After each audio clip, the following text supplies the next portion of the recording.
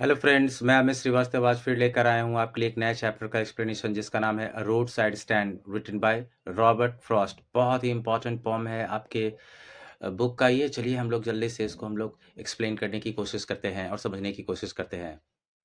That all these pitiful keen are to be bought out and mercifully gathered in to live in villages next to the theatre and store, where they won't have to think for themselves anymore, while greedy good doers, beneficent beasts of prey, swarm over their lives, enforcing benefits that are calculated to soothe them out of their wits, and by teaching them how to sleep, they sleep all day. Destroy their sleeping at night the ancient way. ये बहुत important stand है। यहाँ पे सबसे पहले पीटीफुल किन का मतलब वहां पे पुअर रूरल पीपल को कहा गया है। और ग्रीडी गुड डूअर्स यहाँ पर those greedy people who make money in the name of social welfare, मतलब ऐसे लालची लोग सोशल वेलफेयर के नाम पे जो पैसे कमाते हैं, ऐसे लोगों को ग्रीडी गुड डूअर्स कहा गया है। और बेनिफिशिएंट बीस्ट ऑफ प्रे, ऐसे लोगों को कहा गया है जो who are suppose to be helpful, जिनको माना जाता है कि हेल्पफुल होंगे और काइंड होंगे, बट एक्चुअली ऐसे लोग एक्सप्लॉइट करते हैं और कंट्रोल करते हैं दूसरे लोगों को। तो ऐसे लोगों को बेनिफिशिएंट बीस्ट ऑफ प्रे कहा गया है। और स्वाम ओवर का मतलब सराउंड, घेर लेना बहुत बड़ी संख्या में आकर। और आउट ऑफ देयर विट्स का मतलब कंफ्यूज हो जाना, परप्लेक्स्ड हो जाना। एंशिएंट वे का मतलब ओल्ड वे ऑफ चीटिंग, मतलब चीट करने का पुराना तरीका। जल्दी से एक्सप्लेनेशन को समझते हैं। It is in the news that soon all these sheds and huts will be bought by the government and these people will be relocated to the villages. ऐसा माना गया है, कहा जाता है कि न्यूज में आया है ना कि जल्द, बहुत जल्द इन लोगों का सारा शेड्स और हर्ट्स है, जब सारा चीजें जो है गवर्नमेंट खरीद लेगी और एक किसी इनको नए विलेज में रीलोकेट करेंगी जहां पे ढेर सारी सुविधाएं इनको मिलेगी। Near their houses there will be movie theatre, grocery store, ये सभी चीज उपलब्ध होंगी। They will be so happy that they will not worry about their future, और लोग इतने खुश होंगे कि फिर इनको भविष्य की चिंता करने की जरूरत ही नहीं पड़ेगी। Greedy good doer refers to people here who act with the intention of doing good but are actually motivated by greed और self interest। मतलब ऐसे लोग जिनका इंटेंशन होता है कि हम बहुत अच्छा करने जा रहे हैं आपके लिए, बट एक्चुअली इनके पीछे इनका मकसद होता है अपने सपने को पूरा करना, सेल्फ इंटरेस्ट मतलब अपनी इच्छा को पूरा करना, अपना माल कमाना। ये लोग ऐसे बिहेव करते हैं जैसे प्रीडेटरी हो, मतलब एक शिकारी जानवर हो जो कि एक्सप्लॉइट करता है वाइल्ड एनिमल की तरह। वाइल्ड एनिमल किस तरह, जिस तरह एक्सप्लॉइट करता है दूसरे एनिमल को, ठीक उस तरह ये लोग वाइल्ड एनिमल की तरह हंट करते हैं गरीब लोगों को और उनका बेनिफिट उनसे निकालकर अपना पेट भर लेते हैं। The lines swarm over their lives, enforcing benefits that are calculated to soothe them out of their wits। बहुत इंपॉर्टेंट है, इसका मतलब है that numerous greedy forces, मतलब बहुत सारे ऐसे ग्रीडी लोग, लालची लोग हैं, they are trying to control the lives of the individuals living in these villages for their own benefits। ये लोग ऐसे गरीब लोगों को ढूंढते हैं और उनके वेलफेयर के नाम पर अपना बेनिफिट्स बना लेते हैं। These people may become so focused on the benefits being offered that they forget to question whether they are being treated fairly or whether the actions of those in power are truly in their best interest। और ये गरीब लोग भी है ना जो इनके झांसे में आ जाते हैं। ये लोग, इन लोगों के पास जब बात होती है कि आपको रीलोकेट किया जाएगा, आपके घर के बगल में मूवी थिएटर होगा, ग्रोसरी स्टोर्स होंगे, कोई प्रॉब्लम नहीं होगा, तो इन लोग को खुद समझ में नहीं आता कि आखिर कैसे हम लोग रिप्लाई करें इस वादों का, इन प्रोमिसेस का। इनको लगता है कि हमारे बेस्ट इंटरेस्ट में ये बात तो कर रहे हैं, बट एक्चुअल में वो लोग ऐसा करते नहीं है। The people in power tell them that now they can relax. वो लोग कहते हैं कि भाई तुम लोग रिलैक्स हो जाओ, तुम लोग का सपना जल्द पूरा होने वाला है। But in reality by destroying their sleep these powerful people themselves sleep all day long and this has been happening since the past। और कहते हैं ना कि उनको उनकी नींद उड़ाकर खुद ये लोग दिन भर चैन से सोते रहते हैं। और मतलब इनफैक्ट ऑथर ये कहना चाहता है कि गरीब लोगों को और आसानी से गरीब लोगों को बेवकूफ बनाने का काम जो है सदियों से चलता आ रहा है और ये चलता ही रहेगा लगता है। Sometimes I myself feel I can hardly bear the thought of so much childish longing in when the sadness that lurks near the open window there that waits all day in almost open prayer for the squeal of brakes, the sound of a strong stopping car, or all the thousand selfish cars that pass just want to inquire what a farmer's price are। And one did stop, but only to plow up grass in using the yard to back and turn around, and another to ask way to where it was bound। सो यहाँ पे bear का मतलब tolerate करना है, longing का मतलब Dzire है, और स्क्वील का मतलब हाई पेस क्राई और नॉइज होता है, ब्रेक लगते हैं जो साउंड क्रिएट होता है उसको स्क्वील बोलते हैं। और प्लो अप का मतलब होता है डैमेज करना ग्राउंड को बाय वॉकिंग और ड्राइविंग ओवर इट। और इन वेन का मतलब यूजलेस, बेकार होता है, और लर्क का मतलब है बी और remain hidden so as to wait in ambush for someone और समथिंग, मतलब घात लगाकर छुपकर किसी का इंतजार करना झाड़ियों के पीछे या कहीं और, उसको बोलते हैं लर्किंग। अभी जल्दी से इसका एक्सप्लेनेशन समझते हैं। The lines, sometimes I feel myself I can hardly bear the thought of so much childish longing in vain, the sadness that lurks near the open window there. बहुत important है। ये line suggest करता है that the speaker is expressing a sense of sadness and frustration, मतलब speaker काफी sad और frustrated है इन लोगों का कंडीशन को देखकर। He says that this child like desire in the hearts of this shade owners is useless. बोलता है ये जो गरीब लोग हैं, शेड ओनर्स जो लोग हैं, ये लोग डिजायर जो रखे हुए ना, इच्छा पाले हुए बच्चों जैसी रखी हैं कि बड़े लोग आएंगे, हमें पैसा देंगे, हमारी मदद करेंगे। कह रहे कि ये सब बच्चों वाली डिजायर है, इच्छाएं हैं, ये सब बेकार है, ऐसा कुछ होने वाला नहीं है। He cannot tolerate their sadness which they go through when they open the window of the shed. जब वो लोग अपना शेड का विंडो खोल कर वेट करते हैं for a car to stop and buy something, की इंतजार करते रहते हैं कि कोई कार आएगा, रुकेगा, हमारा दुकान से कुछ खरीदेगा। कह रहे हैं ये कि ये सब बेकार है, इन लोग को ऐसा सपना नहीं देखना चाहिए। और ये देखकर काफी ऑथर को दुख होता है। अगला लाइन है that waits all day in almost open prayer for the squeal of brakes, the sound of a stopping car, means that they wait there the whole day and it seems that they hope to hear the sound of a car stopping outside. मतलब पूरा दिन इंतजार करके किसी भी car का break लगने का इंतजार करते हैं, उनके दुकान पर रुकने का इंतजार करते रहते हैं। द लाइन्स, और अगला लाइन है the lines of all the 1000 selfish cars that pass just one to inquire what a farmer's price are and one did stop but only to plow up grass. ये line express करता है speaker का frustration को कि so many cars, thousands of car पास करते हैं लेकिन विदाउट स्टॉपिंग देयर, लेकिन कोई रुकता नहीं है वहां पर। The speaker suggest that the cars are selfish, वो कहते हैं कार को यहाँ पे सेल्फिश कहा गया, यानी ट्रांसफर्ड एपिथेट यूज किया गया है, because they are more focused on their own needs and desires. ये सेल्फिश इसलिए बोला गया कि जो लोग इस पे बैठे होते हैं ना, ये फोकस्ड होते हैं अपने नीड्स और अपने डिजायर्स को लेकर, rather than taking that time to engage with the local community। मतलब वो उनको जरा सा भी ध्यान नहीं रहता इस बात का कि लोकल कम्युनिटी भी प्रॉब्लम है, इनके लिए भी थोड़ा कुछ किया जाए। ये ना सोचे बगैर वो सिर्फ अपने काम में बिजी रहते हैं, अपने डिजायर्स और नीड्स के बारे में सोचते रहते हैं, इसलिए उनको सेल्फिश कहा गया है। They long means they desire for a car to stop by their stand and at least inquire about the prices of the produce grown by the farmers there। वहां के लोग जो गरीब लोग हैं सोचते हैं कि यार कम से कम रुक के एक बार पूछ तो लो कि हमारा प्राइसेस ही क्या है, कम से कम दाम भी तो पूछो आकर, इतना भी तो कर लो।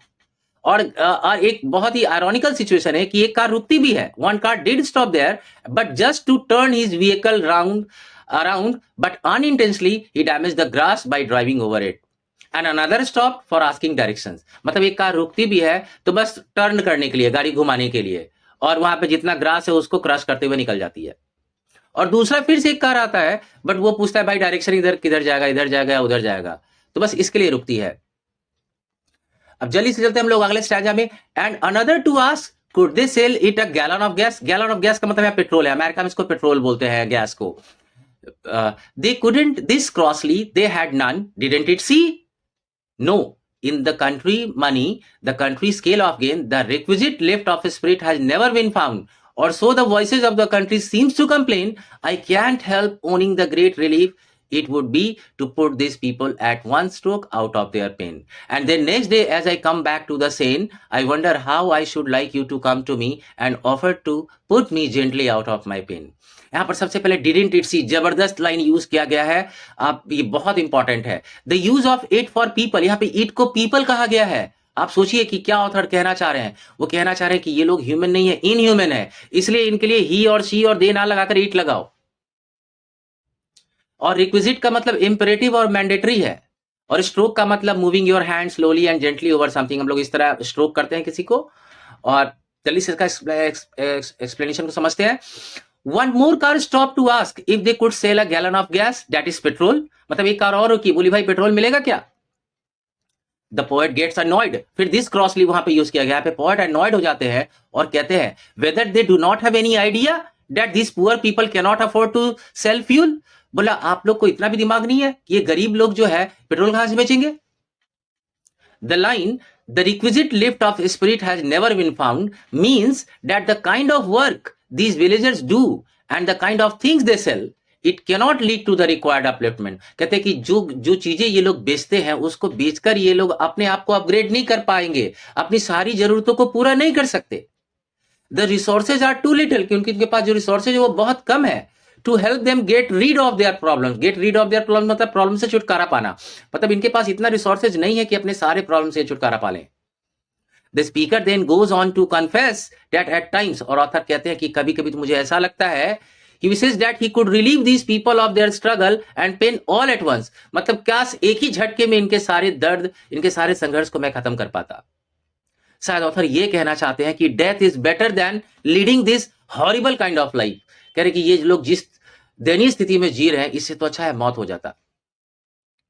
However, हालांकि next day the speaker realizes that this is not a realistic और एथिकल सोल्यूशन, लेकिन जब नेक्स्ट डे उनको समझ में आता है तो बोलते हैं नहीं, ये तो कोई लॉजिकल सोल्यूशन और कोई मोरल सोल्यूशन तो नहीं है। He feels that the idea of someone else offering to put him out of his pain may not be a comfortable thought. वो कहते हैं कि कोई और आकर मुझे भी इस दर्द से छुटकारा अगर देता है तो ये कोई कंफर्टेबल थॉट नहीं है, उनको ये रियलाइज होता है। And this creates a sense of conflict with in the speaker, और इससे स्पीकर के मन में खुद एक अंतर्द्वंद चल रहा होता है कि मतलब आखिर क्या करना चाहिए, इन लोगों को खत्म कर देना चाहिए कि सारी प्रॉब्लम ही खत्म हो जाए, या इनको रीलोकेट करके वाकई में इनके लिए सोचना चाहिए, इनको डेवलप करने के लिए सरकार को कुछ सोचना चाहिए। स्पीकर खुद समझ में नहीं पा रहा है कि वो क्या करना चाहते हैं।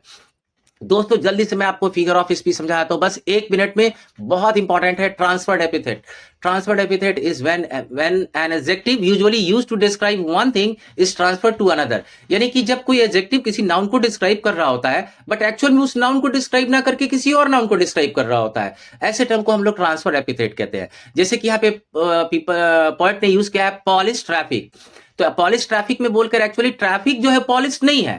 पॉलिश का मतलब यहाँ पे शाइनिंग है, स्ट्रीमलाइंड है, ग्लोरियस है, तो यहाँ पर ट्रैफिक को पॉलिश नहीं करना चाह रहे ऑथर। बेसिकली यहाँ पर जो कार है वो पॉलिश्ड है और ये लोग जो है वो पॉलिश्ड है, सो इसलिए ये लाइन ट्रांसफर्ड एपिथेट है। और फिर सेल्फिश कार में कार सेल्फिश तो हो नहीं सकता, people are selfish they are not cars, इसलिए एक्चुअली में सेल्फिश डिस्क्राइब करना चाहता था पीपल को, बट यहाँ पे ऑथर ने कार को किया है, so this term is called transferred epithet.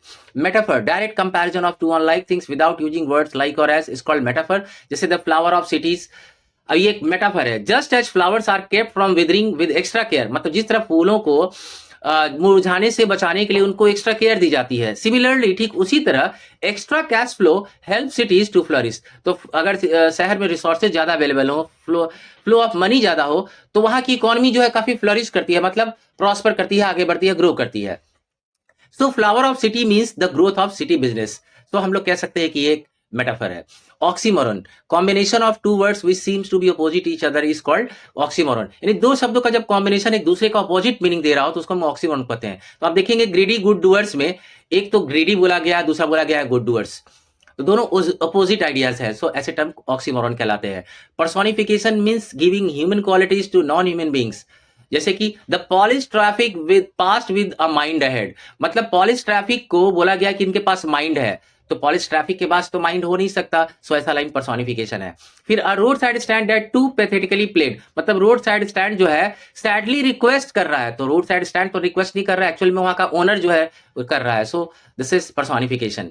और सैडनेस दैट लर्क्स, मतलब sadness that waits that is hidden, तो सैडनेस तो वेट नहीं कर सकता और हाइड नहीं कर सकता ना एम्बुश में, सो इसलिए ये लाइन भी आपका पर्सोनिफिकेशन है।